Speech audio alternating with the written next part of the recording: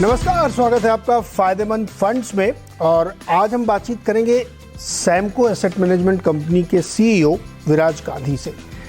Samco एक नए प्रकार का फंड लेके आ रहा है जो एकदम नए तरीके का है। उसकी जो स्ट्रैटेजी है उसमें थोड़ा डिफरेंट होगी और इसीलिए हम उसको लेके आए। उसका नाम भी आपको बताऊंगा तो आपको सुन के लगेगा कि ये कुछ नई चीज़ है, सैमको एक्टिव मोमेंटम फंड। तो आपके मन में आएगा कि बहुत सारे फंड होते हैं जो एक्टिव होते हैं, इसमें क्या खास अलग है। तो इसको समझते हैं। और इसका एनएफओ जो है वो खुला हुआ है, तो आप इसमें एनएफओ के जरिए निवेश कर सकते हैं। अगर आपको इस बातचीत के दौरान आपको लगता है कि ये आपके लिए एक वेल्थ क्रिएटर हो सकता है तो आप इस पर निवेश कर सकते हैं। विराज भाई, बहुत बहुत स्वागत है आपका फ़ायदेमंद फंड्स में।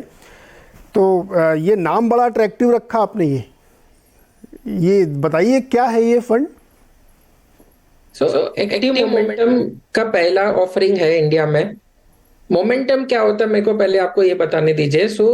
अगर बहुत सारे रिसर्च पेपर हैं जिन लोगों ने 215 साल की हिस्ट्री में करेंसी हो, कमोडिटी हो या स्टॉक मार्केट हो, उसमें आइडेंटिफाई किया है कि शॉर्ट टर्म में अगर आपको आउट परफॉर्मेंस क्रिएट करना है तो momentum is the strongest analogy. Momentum factor को पकड़ना जरूरी है। और जब हमने इसके ऊपर रिसर्च किया तो हमको इंटरनेशनली सबसे बड़ा एग्जांपल लगा एमएससीआई इंडेक्स का, जिसने 1994 से अभी तक 10x रिटर्न दिया है उसके इंडेक्स पे।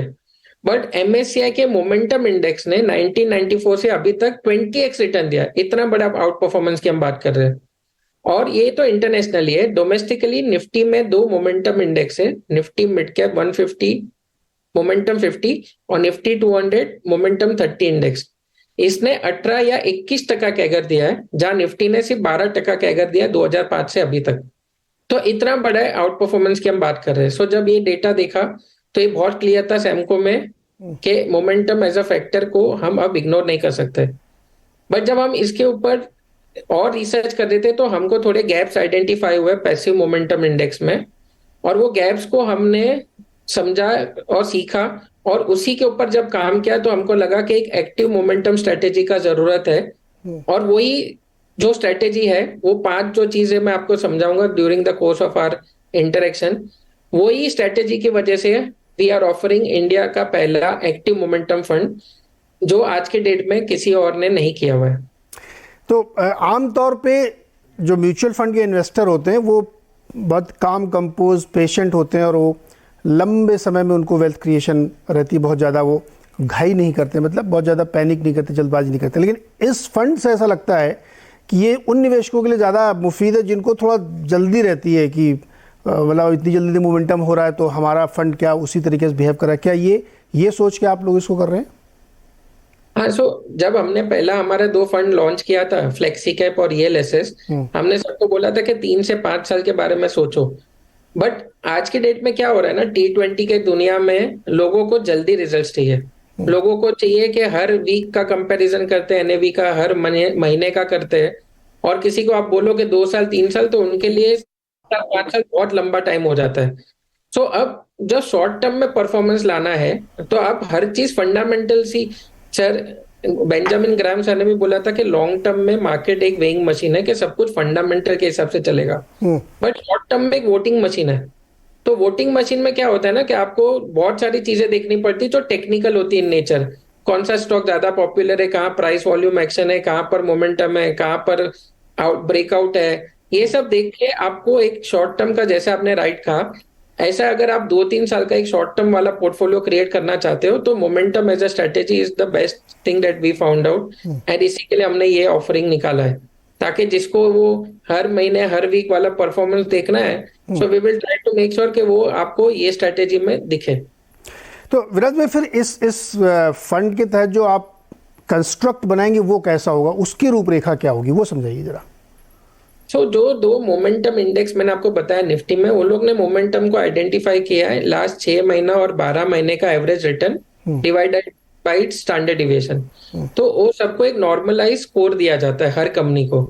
तो फॉर एग्जांपल निफ्टी 200 कंपनी को एक स्कोर दिया जाता है और उसमें से जो सबसे 30 कंपनी सबसे ऊपर आती है स्कोर में, वो आपका एक इंडेक्स बन जाती है। और निफ्टी मिड कैप 150 के कंपनी को स्कोर दिया जाता है, उसमें जो सबसे 50 ऊपर कंपनी आती है वो आपका दूसरा इंडेक्स बनती है। तो हमने भी सेम ऐसा ही एक स्कोर दिया है सब कंपनीज को, बट हमारा बेस 150-200 के बदले 750 कंपनी का होगा। और उसमें जो सबसे ऊपर आएगा स्कोर में, जिसमें स्ट्रेंथ सबसे ज्यादा दिखेगा, जिसमें स्कोर का स्ट्रेंथ दिखेगा, वो हमारा सबसे प्रिफर्ड कंपनी होगा for this particular fund. And based on the score, सब कुछ वो स्कोर ही है, एंट्री एग्जिट सब कुछ वो स्कोर के हिसाब से डिसाइड किया जाएगा। तो इसका स्केल क्या होगा, मतलब ये कैसे पता लगेगा कि कितने समय में प्रदर्शन बढ़िया है तो वो उस लीग में पहुंच जाएगा, या उसका प्रदर्शन खराब है तो उस लीग से बाहर हो जाएगा? वो क्राइटेरिया क्या होगा, स्केल क्या होगा उसका? तो स्केल में ऐसा है, वेरी इंपॉर्टेंट क्वेश्चन है ये, कि जहां दोनों इंडेक्स ने 6 और 12 महीने का देखा हुआ है रिटर्न, हमने 3 महीना, 6 महीना और 12 महीना देखा हुआ है। This is point number 1। Point number 2, ये एंट्री का स्ट्रेटेजी है। दूसरा एग्जिट स्ट्रेटेजी है कि हमने 4 से 5 एग्जिट क्राइटेरिया रखे हुए हैं। एक एग्जिट क्राइटेरिया रखा है कि हमने जो लिया वो प्राइस से, दूसरा वो ऊपर गया तो ऊपर के प्राइस से, तीसरा relative to the market, relative to the other companies in the sector and overall market का। सो ये 4-5 एग्जिट क्राइटेरिया रखे। सो एंट्री क्राइटेरिया तो स्कोर के हिसाब से, बट एग्जिट क्राइटेरिया ये 5 में से कोई भी एक क्राइटेरिया मीट होता है तो we will exit that particular counter. And इसमें exit criteria is the most important parameter. बोला जाता है मार्केट में कि अगर आप कोई भी एक शॉर्ट टर्म के लिए कोई चीज पे बैट करना चाहते हो या कोई चीज लेना चाहते हो, तो आपको एग्जिट पता होना चाहिए एंट्री के पहले। सो इसमें exit criteria is the key. तो विराज, आप ये कह रहे हैं कि 3, 6 और 12 महीने के व्हील्स हैं और उस व्हील में आते जाएंगे और जाते जाएंगे, इस तरीके से उसकी एक फ्यूजन टाइप की बनाएंगे आप। तो फिर इस, है ना, ये सही है, मैंने सही समझा? करेक्ट। सो इसमें just to give you a disclosure, ये स्ट्रेटेजी में हम बॉटम्स और टॉप्स पकड़ने का ट्राई नहीं कर रहे। हाँ। अगर आप 3 महीना, 6 महीना, 6 महीने तक वेट कर रहे हो एक कंपनी को परफॉर्म करने के लिए, तो डेफिनेटली आपका नीचे का पार्ट और ऊपर का पार्ट आपका मिस हो जाएगा, but that is okay. Momentum as a strategy में एक बड़े मूव के हम ट्राई करते हैं कि हम उसको कैप्चर करें, बट उसमें नीचे और ऊपर का निकल भी जाए हाथ से तो कोई परवाह नहीं है, क्योंकि आपको फिर भी एक बहुत बड़ा मूव मिल सकता है। तो मतलब और मोटे तरह समझना हो तो जैसे अम्यूजमेंट पार्क में जो झूला चलता रहता है, जो एक चक्र में घूम रहा है एक सर्टेन टाइम पीरियड में, तो जो सबसे ऊपर गया वो शामिल है, फिर वो नीचे आ गया, तो जो भी उसका टाइम लैग होगा वो आपका 3, 6, 12 महीने हो गया। तो लोग आते जाएंगे जाते जाएंगे और आप टॉप और बॉटम पकड़ने की कोशिश ना करें, एवरेज मोमेंटम आपका गेन होगा। Right sir?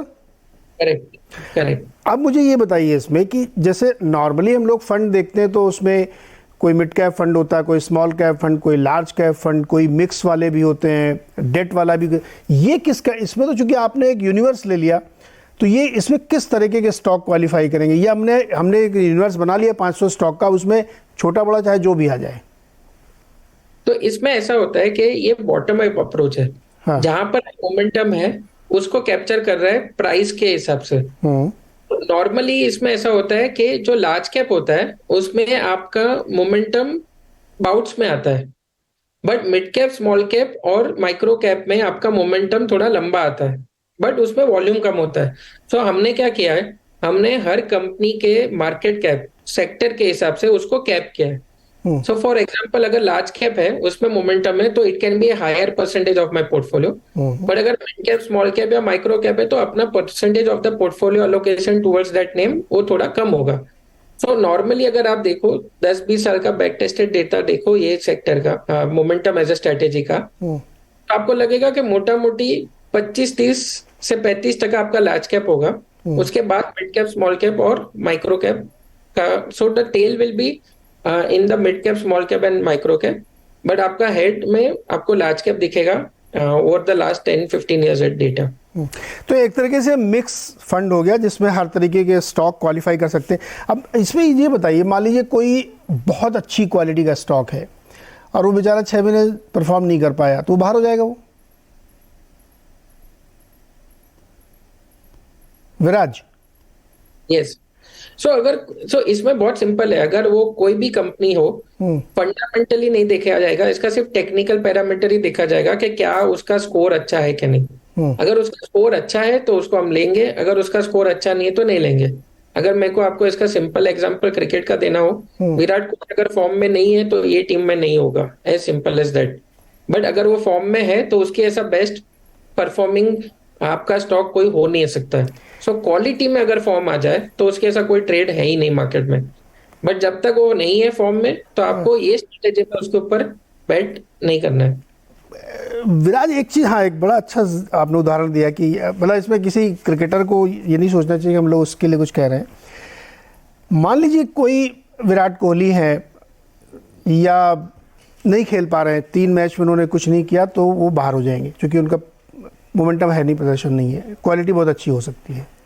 कोई 1 डे वंडर हो सकता है, 2 डे वंडर हो सकता है कि उसने तो कुछ बड़ा बढ़िया मोमेंटम दिखाया, वो एंट्री की लेकिन वो बाहर हो गया। तो इसमें रिस्क फैक्टर बहुत ज़्यादा हो गया ना, फिर उसको कैसे शिफ्ट करेंगे आप? Thank you for this question. मैंने जब आपको बोला कि हमको मिनिमम एक अमाउंट ऑफ परफॉर्मेंस चाहिए, उसमें आपका एक 1 डे वंडर वाले बहुत सारी चीजें निकल जाती है, क्योंकि हमको एक कंफर्मेशन मैसेज चाहिए कि हम जिसके ऊपर अपना पोर्टफोलियो का दाव लगाने वाले हैं वो एटलीस्ट इतने टाइम के लिए चल रहा है। एटलीस्ट थोड़ा मिनिमम क्राइटेरिया हमने रखा हुआ है, इसके लिए 3 महीना, 6 महीना, 12 महीना। तो आपका वो 1 डे वंडर वाला चीजें यहाँ पे नहीं होता है। And nothing against anybody in terms of quality, but ये जो पर्टिकुलर स्ट्रेटेजी है, सो सैमको में हमारे पास दोनों स्ट्रेटेजी है। जो मेरा फ्लेक्सी कैप और ELSS है, वहां हर क्वालिटी कंपनी पे ही हम दाव लगाते हैं। हमको सिर्फ क्वालिटी ही चाहिए जो long term tried and trusted and proven businesses है। बट उसमें बहुत टाइम तक ऐसा होता है, अभी आपने देखा होगा कि इंटरेस्ट रेट जब ऊपर जा रहा था तो बहुत सारी क्वालिटी और ग्रोथ कंपनीज परफॉर्म नहीं कर रही थी। बट वो आइडियल टाइम है उनका अक्यूमुलेशन करने का for a long period of time. But जिसका 5 साल का व्यू है उसको ये बेस्ट टाइम था कि आप एक पोर्टफोलियो क्रिएट करो। वो हमने भी किया हमारे पहली 2 स्ट्रेटेजी में। बट वो टाइम पे बहुत सारी ऐसी कंपनीज थी जो चल रही थी, बट फिलहाल उसको आप फंडामेंटली हर एंगल से नहीं जस्टिफाई कर सकते हो। तो वो टाइम पे आपको ये एज अ स्ट्रेटेजी आपको वो कंपनीज में एक्सपोजर देगा, ना तक के क्वालिटी में। सो दोनों स्ट्रेटेजी को समझना बहुत जरूरी है। जिसका 5 साल वाला व्यू है, जिसको सिर्फ क्वालिटी में काम करना है, जिसको for example world cup to world cup वाला टीम बनाना है, उसको सिर्फ क्वालिटी पे ध्यान देना है। वापस मैं सेम कोट पे आता हूँ बेंजामिन ग्राहम सर का, कि लॉन्ग टर्म में मार्केट एक वेइंग मशीन है, सब कुछ कंपनी के फंडामेंटल के एस्पेक्ट पे देखो। बट शॉर्ट टर्म में वोटिंग मशीन है। सो शॉर्ट टर्म के हिसाब से this is the ideal strategy जो हमको लगता है कि which will perform in the market, जहां पर बहुत सारी चीजें हम क्वालिटी में जस्टिफाई नहीं कर सकते, बट बहुत सारी जो पॉपुलर होती है जिसमें थोड़े डेटा पॉइंट्स में आपके शेयर करता है, जैसे प्राइस वॉल्यूम एक्शन है, इनसाइडर बाइंग है, इनसाइडर सेलिंग है, शेयर होल्डिंग पैटर्न देखा जाता है, FI का बाई फ्लोज देखा जाता है, कौन से सेगमेंट में जा रहा है, कहां पर मोमेंटम क्रिएट किया जा रहा है इन the sector, in the stock. वो सबको देख के आपको एक नया पोर्टफोलियो क्रिएट होगा जो थोड़ा शॉर्ट टर्म के लिए होगा। विराज भाई, मार्केट में लोग कहते हैं कि मार्केट को टाइम नहीं किया जा सकता है, आप इस फंड के जरिए मार्केट को टाइम करने की कोशिश कर रहे हैं। हाँ, सो मार्केट में एक बहुत इंपॉर्टेंट कहावत है कि आप सिर्फ टाइम स्पेंड करो, टाइम मत करो। बट मैं आपको बताता हूँ, so there are many strategies in the market. आप जो SIP करते हो, STP करते हो, SWP करते हो, बहुत पार्किंग करके रखते हैं इन द डेट फंड और फिर इक्विटी में शिफ्ट करते हैं, ये सब कहीं ना कहीं मार्केट को टाइम करने का एक तरीका है। बट मैं ऐसा नहीं बोल रहा कि हम मार्केट को इस स्ट्रेटेजी के थ्रू खाली टाइम करने की बात कर रहे हैं, बट ऐसी बहुत सारी स्ट्रेटेजीज है मार्केट में जो आइडियली मार्केट को टाइम कर रही है। अगर आप देखो तो अगर मैं आपको थोड़ा डेटा दे दूं तो SIP या STP अगर आप करो और 5 साल का व्यू रखो, तो वेरी हाई चांसेस कि आप पैसा बना के निकलोगे मार्केट में। वो क्या कर रहा है, वो हर भाव पे ले रहा है, वो टाइम कर रहा है हर एक डेट को। तो ultimately rather than that there is a better way of doing it. वो करना एक स्ट्रेटेजी है जो मार्केट में सब लोग करते हैं, और हम सबको पता है कि SIP बुक आज कितना बड़ा हो गया। वो इसके लिए बड़ा हुआ है क्योंकि वो हर महीने वो स्टॉक को ले रहा है। But at the same time आपको ये चीज को भी मानना पड़ेगा कि बहुत सारी चीजें ऐसी भी है मार्केट में, बहुत सारे टूल्स अब ऐसे भी आ चुके हैं मार्केट में। एंड स्पेसिफिकली ये चीज का जरूरत इसके लिए है क्योंकि अब जो न्यू एज इन्वेस्टर्स आए मार्केट में, वो ज्यादा नॉलेजेबल आया है, वो ज्यादा ही नोज एवरीथिंग। आज जैसे कल रात का अगर इंटरेस्ट रेट का आपको पता चला, मुझे पता चला, उसने और इंटरनेट पे गूगल पे जा जाके, because information is available free of cost and is available faster now today, और बहुत सारे सोशल मीडिया के चैनल्स हैं जहां पर वो जाके अपने आप को अपडेट करके रहता है। सो नाउ इंडिया में टाइमिंग द मार्केट वाला स्ट्रेटेजी बहुत नया है, but internationally there are many tried and tested and proven models जो सिर्फ यही करता है। विराज भाई, आप पहले फंड मैनेजर हैं और मार्केट एक्सपर्ट हैं जो इस बात को एक्सेप्ट कर रहे हैं। मैं आपसे फुली एग्री करता हूं कि मार्केट में हम सब मिलकर टाइम ही करते हैं। लोग एक्सेप्ट नहीं करते, ये बोलते नहीं है, जो भी उनकी मजबूरी हो, लेकिन दरअसल मार्केट को आप टाइम करने की ही कोशिश करते हैं। सारा दिन बैठ के आप मार्केट को टाइम कर रहे होते हैं, चाहे इंट्राडे के लिए करें, चाहे पोजिशनल के लिए करें, चाहे स्विंग के लिए करें, चाहे लॉन्ग टर्म के लिए। Basically you are timing the market. तो बड़ा इंटरेस्टिंग है। अब ये जो टाइमिंग, इसको हम लोग एक्सेप्ट कर लेते हैं कि हम लोग टाइम करेंगे और एक बेटर रिटर्न जनरेट करने की कोशिश करेंगे। क्या ये उन दो फंड से बेटर रिटर्न देगा? क्योंकि इसमें तो मतलब आप क्रीम ले रहे हैं, सिर्फ नीचे का वो छाछ छोड़ दे रहे हैं। तो ये स्ट्रेटेजी को करने के लिए दो चीज की सबसे ज्यादा इंपॉर्टेंट जरूरत है। एक आपका टेक्नोलॉजी, एक एल्गोरिदम इन प्लेस होना चाहिए, और दूसरा you have to take emotions out of the equation. See, इसमें क्या होता है इन दिस पर्टिकुलर स्ट्रेटेजी, सबसे बड़ा दुश्मन जो हो सकता है वो इमोशन हो सकता है ह्यूमन बीइंग का। यस। जैसे आपने मेरे को क्वेश्चन पूछा कि क्वालिटी कंपनी, अब मैं किसी को ये बोलूं कि क्वालिटी कंपनी है बट फिर भी आपको इसमें नहीं करना है, तो वो एक्सेप्ट नहीं होता इतना जल्दी, बिकॉज उसमें बहुत सारे ह्यूमन इमोशन, ह्यूमन बायस है, एंकरिंग बायस है। हम नॉर्मली चीजें डिस्काउंट में लेना चाहते हैं, हम नॉर्मली चीजें 52 वीक लो पे प्रेफर करते हैं, 52 वीक हाई पे नहीं करते हैं। और बहुत सारी ऐसे जो चीजें हैं जो हमारे माइंडसेट में पहले से है इंडिया में, कि हमको सिखाया गया कि भाई सब कुछ सस्ता खरीदना है, महंगा नहीं खरीदना है। इसके लिए सेल भी इंडिया में बहुत लंबा चलता है। बट ये पर्टिकुलरली इन दिस स्ट्रेटेजी, ये इमोशन को साइड में रखने के लिए you need technology and algorithm in place, ताकि वो टेक्नोलॉजी आपको बताए क्या करना है क्या नहीं करना है, और आपका ह्यूमन बायस इसमें से बहुत हद तक निकल जाए। That is the key of this particular strategy. यहाँ पे लेंगे एक छोटा सा ब्रेक, और ब्रेक से जब वापस आएंगे तो विराज से ये जानेंगे कि इस फंड में क्या टूल्स इस्तेमाल किए जाएंगे और साथ ही इसमें रिस्क क्या क्या है। फंड्स में और आज हम बातचीत करें एक बहुत ही नए प्रकार के फंड पे जो टेक्नोलॉजी का जबरदस्त इस्तेमाल करता है और एल्गो पे काम करता है शॉर्ट टर्म के बेटर रिटर्न्स के लिए। बातचीत हम कर रहे हैं सैमको एएमसी के सीईओ विराज गांधी से। क्वांट का एक एडवांस वर्जन आप कह रहे हैं, क्या टूल क्या यूज करेंगे आप? एआई वगैरह लगाएंगे क्या? एआई नहीं है, बट हमने एल्गोरिदम क्रिएट किया है। मैं आपको बताता हूँ, निफ्टी 50 जो हम वाइडली फॉलो करते हैं वो भी एक क्वांट है, वो भी एक फॉर्मूला है। ट्राइड टेस्टेड एंड प्रूवन के वो 12% कैगर दे रहा है, वो भी एक फॉर्मूला के जो सबसे बड़ा मार्केट कैप का कंपनी है उसको खरीद लो और उसको होल्ड करो। ऑन एन एवरेज 7 से 8 साल का एवरेज होल्डिंग है निफ्टी 50 की जो कंपनी है उसकी। इस स्ट्रेटेजी में भी ये मॉडल है निफ्टी के जो 2 मोमेंटम इंडेक्स मैंने आपको बताया, बट क्योंकि वो 6-6 महीने पे चर्न कर रहे हैं और वो भी एक मॉडल है, वो भी एक क्वांट मॉडल ही है। सो अल्टीमेटली ये सब tried and trusted and proven model है। आपको उसमें सिर्फ डीप डाइव करोगे तो आपको कोई जगह पे गैप दिखेगा जी। गैप को आप अगर आइडेंटिफाई कर लो, and if you have the right technology and the product in place, तो आपका वो ऑफरिंग बन जाएगा। ओके विराज भाई, इसको किस कैटेगरी में रखा गया है फंड को? थीमेटिक में। किस में रखा गया है? Thematic category. Okay, thematic category में। तो अच्छा, थीमेटिक कैटेगरी में रखा गया। अब मैं चूंकि समय अपने पास पर्याप्त होगा, मुझे ये बताइए कि इसके रिस्क भी तो होंगे जो इस समय चूंकि एनएफओ खुला हुआ और आपके पोटेंशियल निवेशक जानना चाहते होंगे कि इस फंड के रिस्क क्या है। इसमें 3 प्रकार के रिस्क है। सो द फर्स्ट रिस्क है, इसमें वॉलेटिलिटी रहेगा, ये समझना जरूरी है। ये फंड में आप वो वॉलेटिलिटी, अगर आपका स्टमक है लेने का, तो आपको ही करना चाहिए ये फंड में निवेश। This is first one. Second, आपका एक आइडियल एलोकेशन होना चाहिए फंड में, विच अकॉर्डिंग टू अस, और बहुत सारे जो गुरुज हैं जो internationally momentum as a strategy, वो आइडियल 10 से 20% का पोर्टफोलियो एलोकेशन है। अगर किसी ने बहुत ज्यादा कर दिया और वॉलेटिलिटी आ गया तो भी दिक्कत है, किसी ने बहुत कम कर दिया और इसने आउट परफॉर्म कर दिया तो भी दिक्कत है। तो ये रिस्क को इस तरीके से इसको समझना चाहिए। और तीसरा, आपको ये समझना चाहिए कि मोमेंटम एज ए स्ट्रेटेजी कौन से मार्केट टाइम फ्रेम में चलता है, कौन से टाइम फ्रेम में नहीं चलता है। अब शॉर्ट टर्म मतलब बहुत ही ज्यादा शॉर्ट टर्म एक्सपेक्ट किया, फ्राइडे टू फ्राइडे या 1 महीना 2 महीना, तो भी ये इतना जल्दी, ये कोई मैजिक बैंड नहीं है।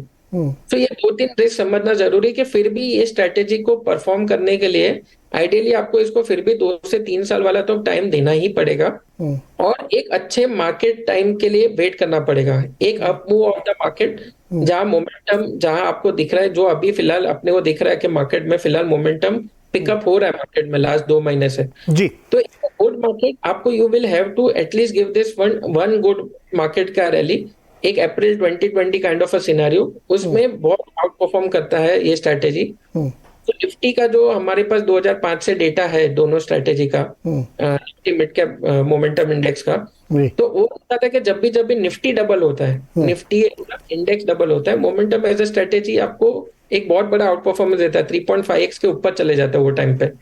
सो बट वो टाइम रुकना जरूरी है।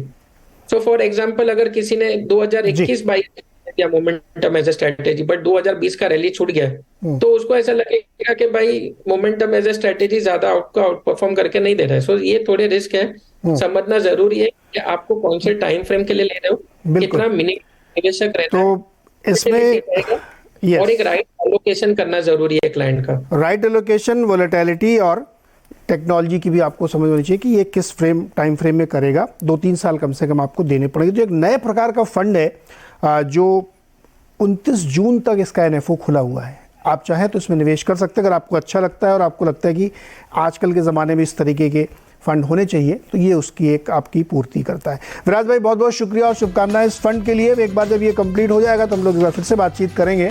इंटरेस्टिंग है फंड, ये देखते कैसा प्रदर्शन करता है। बहुत बहुत शुक्रिया हमारे साथ जुड़ने के लिए। Thank you very much.